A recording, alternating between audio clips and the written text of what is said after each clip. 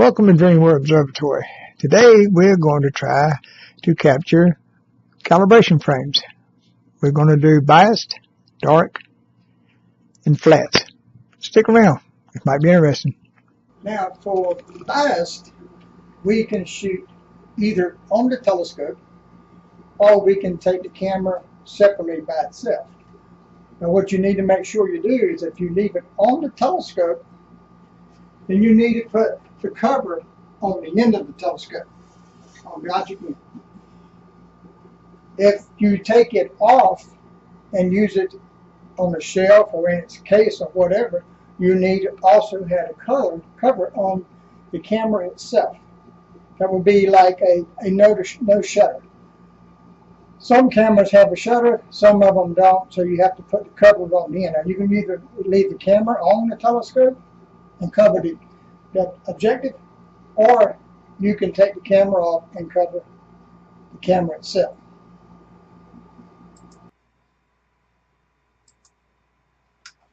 Okay, we're going to be using, I'm going to be using my ZWO camera, and what I'm going to do first is I'm going to do biased. Now, if you remember, bias, if you don't know, is really noise that's in the camera as soon as you turn power on. It doesn't have anything to do with taking a picture. This problem is anytime you use electrical energy and you activate an electronic device, there's going to be electrical noise, whether the camera actually operates or not. So this is not operational. This is actually power on. Now, in order to take a bias frame, you do not have to leave this on your camera. This only reflects to the camera itself. I mean, do not have to leave it on the telescope. This only reflects to the camera itself. So what you can do is actually, and that's exactly what I'm doing, is I'm doing the camera off the telescope, and which means you can do this in the house. So I'm going to do bias. Now what we need to do first is we load our camera into our program, and we're going to shoot, where you see duration here, we're going to shoot this as the fastest speed your camera can do. In this case, mine is 0.00032. Now, what you really need to do is, if you're going to shoot real pictures and do this afterwards, or even if you do it before, you need to really know what you're going to set it on, like for the gain and the offset. That's what I usually do. And for my gain, I'm going to use the unity settings of 139 and offset of 21. Now I'm going to do one exposure for biased. You can do as many as you want. Well, I'll tell you what we do. Let's do 10 and stack them. But first off, let's do one, just see what it looks like, and then we'll decide. Now before I save these, I will actually set up our directory. And what you want to do is you want to be making your library of all these darks and bias and flats and all this. I've got it set up under my camera, and I'm going to do actually I'm going to use biased. I've got a file set up for biased. I'll open that, and since I'm doing a unity, I would normally save it here, but since I'm doing a demo, I'm going to do I set up a file called demo. So we'll activate demo, and that's where I'll save the file. But right now I'm going to say let's call this just a bias,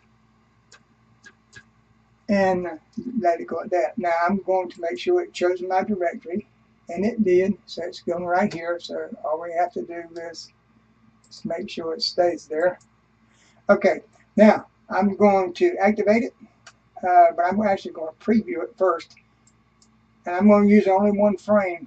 Now there's one frame. Now remember, now this is the noise of putting power on the camera itself. Now I'm not going to put power for the cooling system on it, because since this is a demo, we're just going to let it stay like it is. Now that's for one exposure at this duration. Okay, now let's do 10 and save them. What you want to do, you can do as many as you want, but in this case, for demo purposes, I'm just going to do 10. I'm going to do 10 of these, and then we're going to save them, and then we're going to stack them. So let's capture them.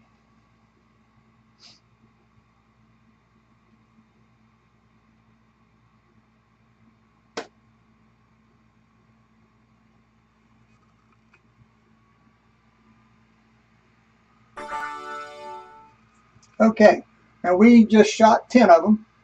Let's go have a look at them. Now remember, now I'm using a program called Nebulosity, and your program may be different from what I'm using. You'll need to follow whatever process your programs have to take bias films, pictures. Now I've got all 10 of them listed right here. We can select these and have a look at them. You'll see that they're all, actually, they look pretty much the same. So we'll grab this one and go to here, and we'll just look at them. All right, there's the first one. Next one.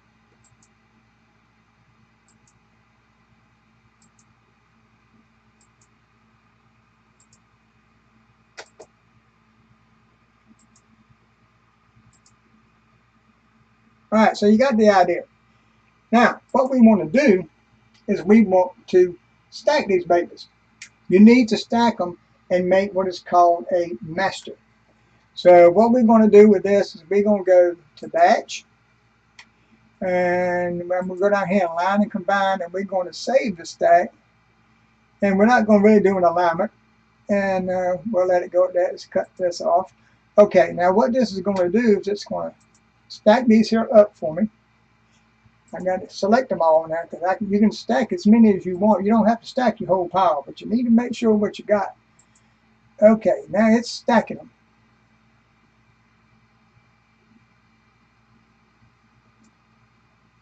Now, what it wants me to do is to name this stacked file.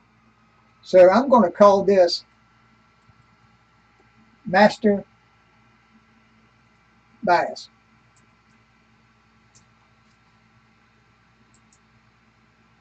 Now, since we've stacked it, let's have a look at it.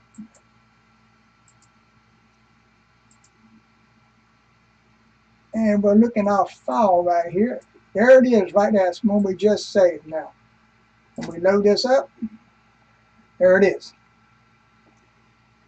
So what we have there is a stacked bunch of bias frames. And you can shoot as many as you want. I would suggest you come up with a plan, either go with 10, 20, 30, or 40, or whatever you want to do, and kind of stick with that until you find out that that doesn't work. Remember, this is all really trial and error. You really have to do that kind of thing. Now, that's what bias are for. Now, on bias, you know, like you said, you can do it on camera, on telescope or off telescope. Just be sure you have the cover on the eye of your camera, on the nose piece, and make sure it's covered up. Okay, that's bias. Now, what's bias used for? To use bias, we'll use it when we're doing our calibration mode on our pictures after we take them. And what that will do is it will subtract the camera noise from turning the camera on, or putting power on the camera. That's all.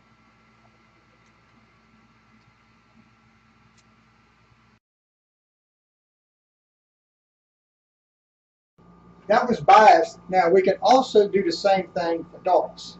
Darts, as far as covering the lens, it's the same thing as bias. You can either leave the camera on the telescope, just be sure to cover the objective. If you take the camera off instead, then you need to cover the camera. Same thing would apply, just like with the bias. Now there are other restrictions to a dark, and we'll talk about in just a second. Okay, what we got going now is we're going to do darks. Now, what's the purpose of darks? Darks take out hot pixels. The longer you use the camera, and the hotter it gets. The more it exposes, the hotter it gets. Now, it'll get hot to your touch.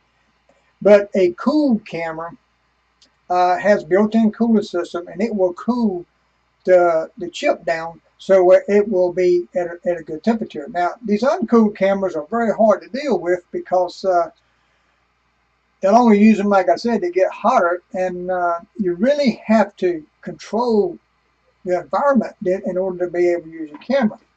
To me, that's a very hard process. I've done that many times, and so now I'm going to be using a different kind of camera. It's a cooled camera. Now, in a cooled camera, what it will do is you can tell it to set the temperature way down.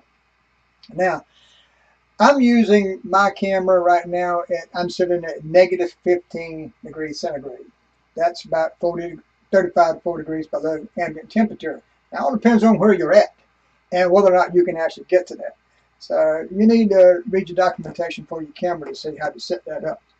But in all practical purposes, I do not have the cooling system turned on this camera. I will be setting it up just like I did on the Bass. I'm not using the telescope itself because I want to cover the lens of the camera. That's basically all I want to do because I'm looking at hot pixels in the camera, not the telescope. Okay, so what we want to do is now you need to set everything on for darks just like you did lights. Let's say, for instance, we did the unity gain just like I've got set here, and we shot 10 exposures. Let's just keep it that way to make it easy. Now, up here at duration, let's say I did each picture at 5 seconds. Just for grins. So I'm going to change this to, let's see if I can do, let's see if I can, yeah, I got 5 seconds in there. I'm going to shoot them at 5 seconds each, and I'm going to shoot 10 of them. Let's pretend that I shot a picture, my real pictures for my lights. I shot them with unity gain, and I shot 5 of them at 10 seconds. I did 10 exposures at duration of 5 seconds each. Okay, now what we want to do is we want to shoot these individually, and then we want to save them. Now, what I want to do is first I want to preview this and see what it looks like.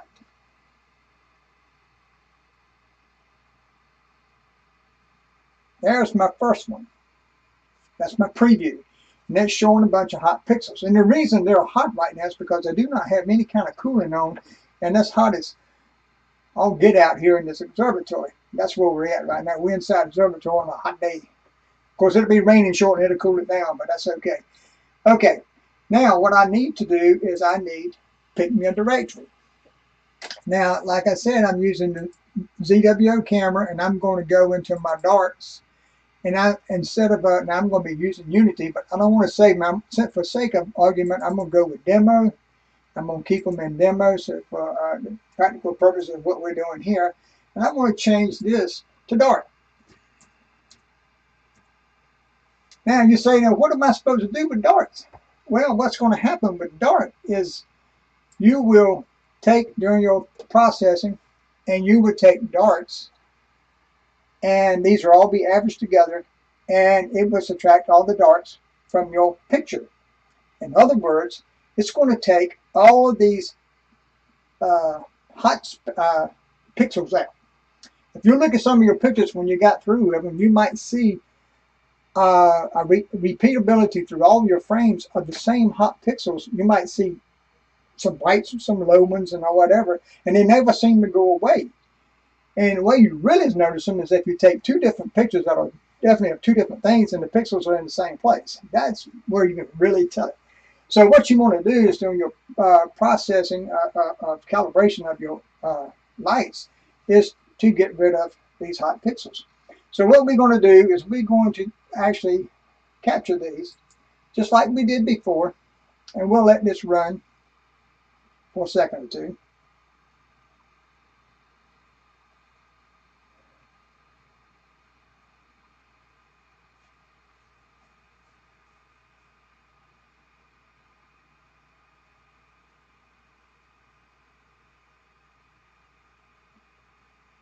Does take a little while. Remember now, this takes as long as what you did your actual exposures for your lights or your pictures. I would suggest you build a library if you sometime like to shoot at 5 seconds. 10 seconds, 30 seconds, or minutes. It'd be a lot easier if you have a cool camera and you can go ahead of time, set your camera for negative 15 degrees centigrade, set your temp, set everything up just like you're going to shoot and shoot them. And so then you already have them. So when you get ready to do your calibration, you already have your stuff ahead of time in a library. Okay, now we've completed, we've got them all shot. Let's have a quick look. And I know in some cases here you're not seeing some of this because I'm not clever enough to get this program to do it repeatedly. I don't know why I'm not doing it. All right, so it's loading my pictures. Okay, here's each one. You'll follow it. If you look real close, you can actually see that there is a little bit of difference between them. Not much. You might see one that'll pop up. I'm not sure why it does that. All my darks here look pretty doggone good. That's because these are hot. That's why you have all these specks on them. Okay, now let's go up and I'm going to combine these just like we did before. And I'm going to be putting these in the darks just like I did before. I'm going to select all 10 of them. I'm going to let it stack them, which is what it's doing right now. You'll see, you'll watch the screen, it's actually flashing. That's what it does. You'll see each one of them, it pops through there. Now it's going to be asking me for a name, so I'm going to tell it Master Dart, and I'm going to save it, and that's exactly what it's done. So I will go look at this and see what I have. I'm going to go down to my file, and I got what I call a Master Dart frame, and I'm going to open it, and that's my frame. So I've got in essence, what I've got right here is I've got a stacked frame of 10 exposures at 5 seconds each at unity gain and 21 offset. That can be used now. I've got this set at a default temperature, but you would actually have your camera set before you actually did this. So, and the cooler the camera is, the less of these hot spots you're going to see on the thing. But anyway, this is for demo purposes, so we'll go with that and let that be done. Okay, just a note so that you will know exactly what you're doing. Now, this applies to any type of CCD or CMOS that you're using. If you're using a CCD that looks similar to this, you will use the inch and a quarter and plug it right in, just like you did your real pictures. If you're using a CMOS, the same thing will apply. You will mount. And I usually try to do it in the same way that I took the picture. It really doesn't matter because what you're testing, in this case, is the camera itself.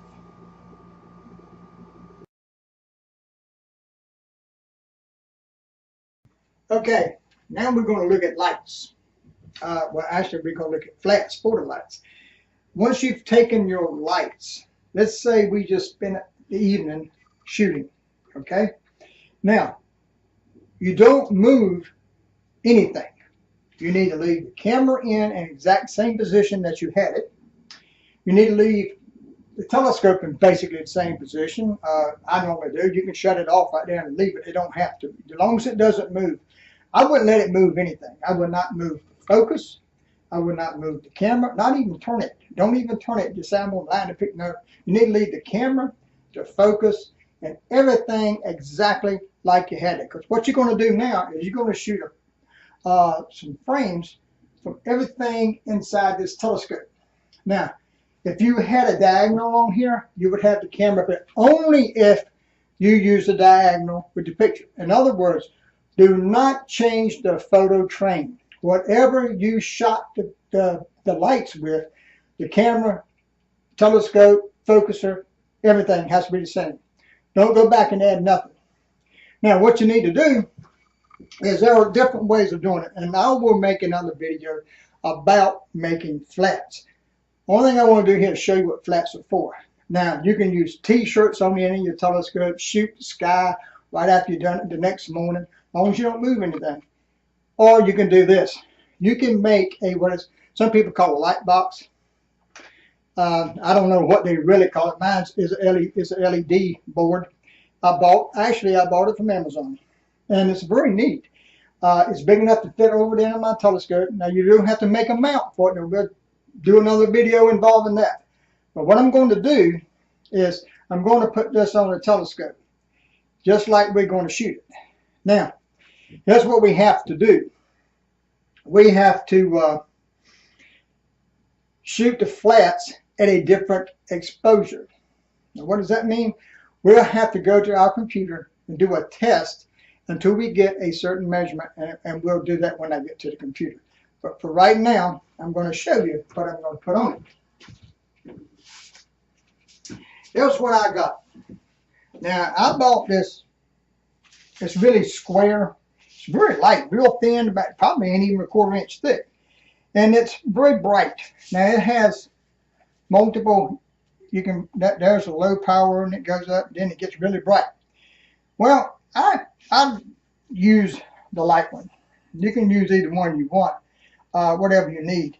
Now, if you use the low one, to me, I think that's probably the best.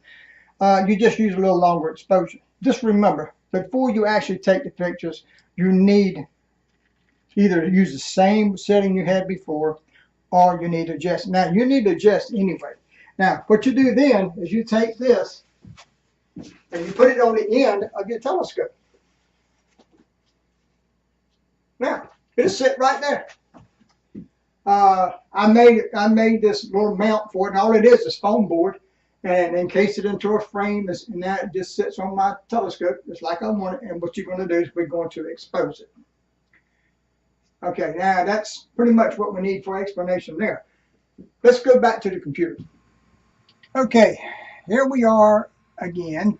We're going to try to do our flats. Now remember, we got our flats all set up just like we did our lights. In other words, we didn't touch anything. We didn't touch the camera, we didn't touch the focus, we didn't move the telescope, we didn't do anything. We're talking about moving the telescope. Personally, I just cut the power off on it and leave it and just let it sit there.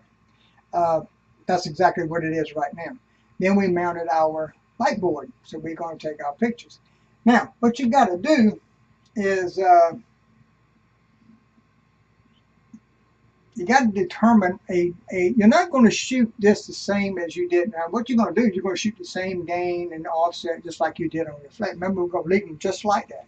But we're going to change this exposure thing down here right now for one, because we're fixing to do a test. Now, what we need to do is we need to light up everything in our telescope with our light back there, and we're going to expose it.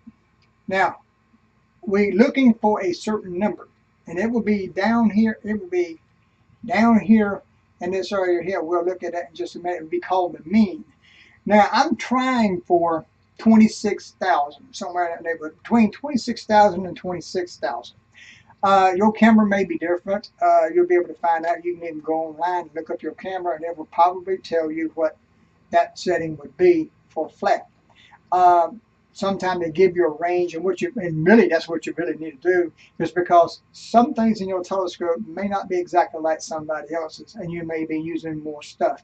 So what you need to do is do a test like what we're doing right now.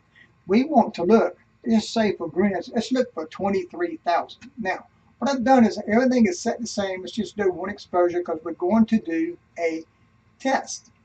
Now, with that being said, let's go down here and let's change our names to, now this is going to be called a flat.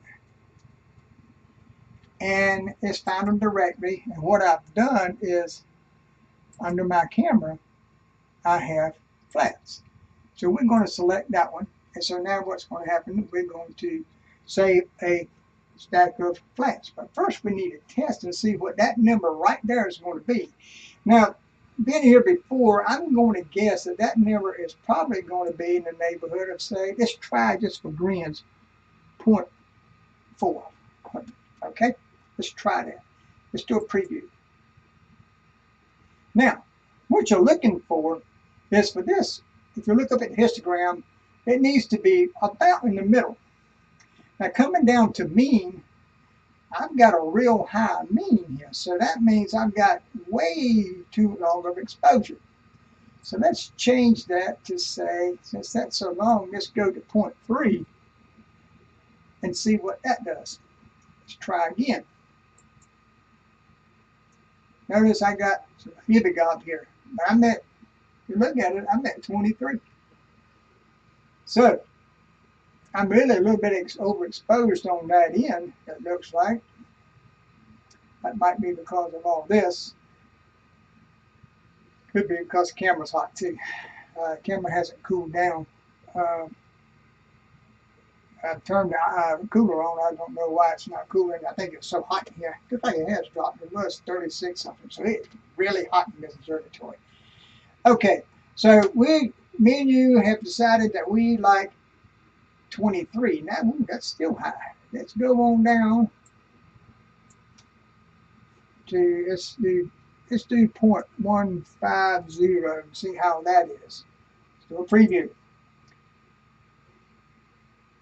Down to 24. Now we'll see we're getting closer. That's pretty much what we're going to do. I'm going to, since that's 1.5, I'll tell you what, let's do 2.5 on it.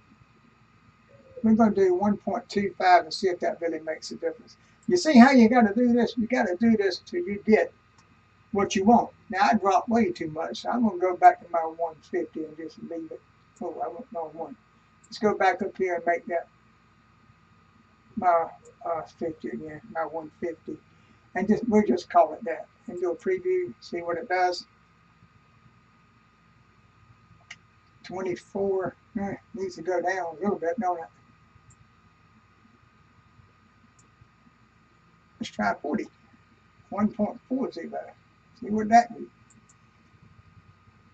There you go. That's what we want. See that? That's about what you want to do right there. Now, I don't see anything on here, so it must be pretty good. What we're going to do now, what we've done is just set a mean. Now, that's not going to show us a whole lot in here.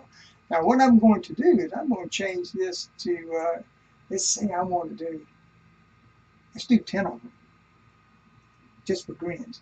Basically, they should be the same as what you shot before for the number of exposures on your darks and all. It's not necessary. To me, I'd pick what really matters is that duration, and that number right there is what you're looking for. 23,000. That's what I'm looking for. And it may be as high as 26.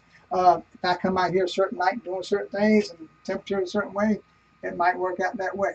So I tell you what, let's do. Let's go ahead and do a capture on this, and we'll see if we see anything. Now, what this is basically doing, it's really taking a picture of everything inside our telescopes. What would be inside? Well, that could be dirt devils, what I call them. Donuts, dirt donuts. They could be lint. It could be all kinds of things. All that will show up in your telescope, in your pictures. So let's see what that looks like that we have. I'm going to load those in, and we'll just look at them to see if we picked up anything. I'm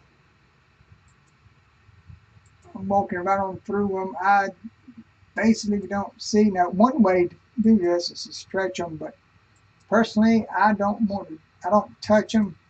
I use them exactly like they are. I can't believe this is that clean.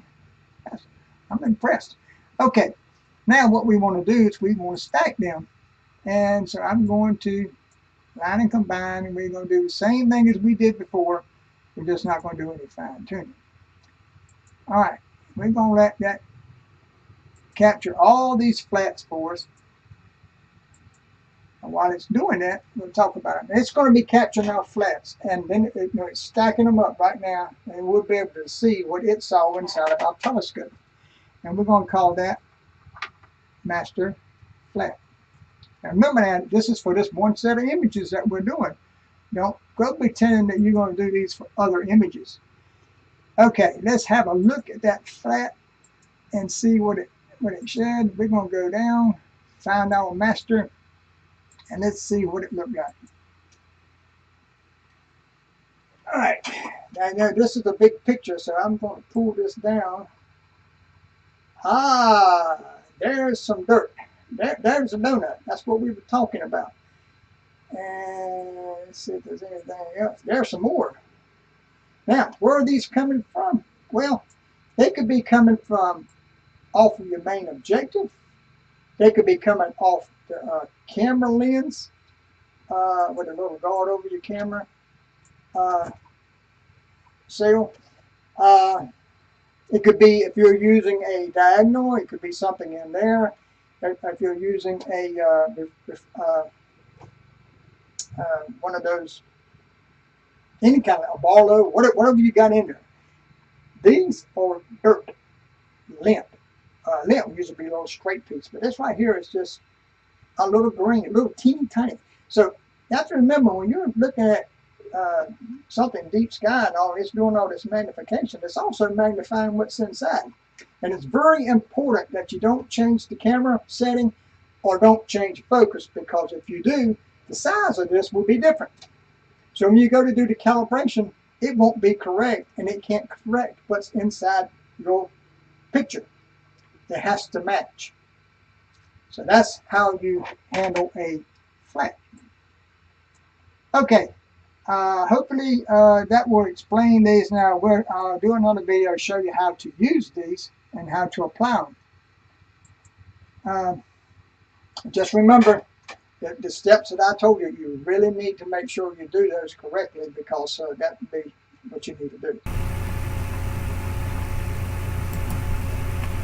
Well, I apologize for that noise you're hearing there. That's the fan from the computer. I've been messing with this for a while now, and the computers have got pretty hot, so we're picking up the fan with the microphone. But what I wanted to show you was I had seen some grid patterns that was being picked up on my monitor by my video system. And those patterns are probably coming from the light, so it must be some kind of electrical interference. But I wanted you to see this is the master file. I've pulled it up and reduced it down here by down to 25%, so you can actually see the whole thing. As you can see, there are a bunch of donuts. I don't see any grid pattern. There are donuts, and those are probably on the end down at the end of my telescope on my corrector plate, and there's this dew that has probably some lint sitting in it. But that'll go away whenever you put this into your pre-processing of your pictures, which is exactly what this is for, to take these out of your pictures. Okay, that just about wraps up for taking a set of calibration frames. Remember, they're biased, dark, and flat. The bias are to take care of the camera noise when you put power on it. Not working, but power on. Darks are to take out hot pixels that you'll show. And remember now, the longer your exposures are for your lights, you're likely to get hot pixels. So what you probably want to do is experiment. Some people do 10, some do 20, some 30, 40, 50, some of them to 100. Whatever you want to do. You need to do a couple of tests and see how your system works. There's no fixed number. So you can start off with a few and do some tests. You don't have to do for everything, but you can just do a couple and test and get it, because whatever you do is going to work that way for the rest. For flats require a little bit of work. To me, they're probably the hardest ones. But as you saw, once you set up to do the flats, just remember, do not move the telescope, do not move your camera, do not move the focus. Shut the power off on your telescope would be the best thing to do, and shoot your flats right then. However you shoot your flats is up to you. But remember, you're looking for, that. In my case, I'm looking for somewhere between 22 and 28,000 on the mean. It seems to work pretty good with 23. It may be different however you put other things into your photos. But anyway, just remember to test that. Don't change anything, just change the amount of exposure or duration on your test to get the number that you want, and then do your exposures. That should wrap it up. Now, as far as how to use them, we'll do a video on how to calibrate your lights or your pictures. This is doing the calibration frames. Now, we're not doing pre-calibration yet. That's another animal. We're going to do that later. So that's going to wrap it up. If you like what you saw, give me a like below. If you haven't never subscribed, go ahead and subscribe. You already subscribed, don't do it again. Just leave it like it is. But until next time, clear skies and keep looking up. This is Stan Bone from the Dreamworld Observatory.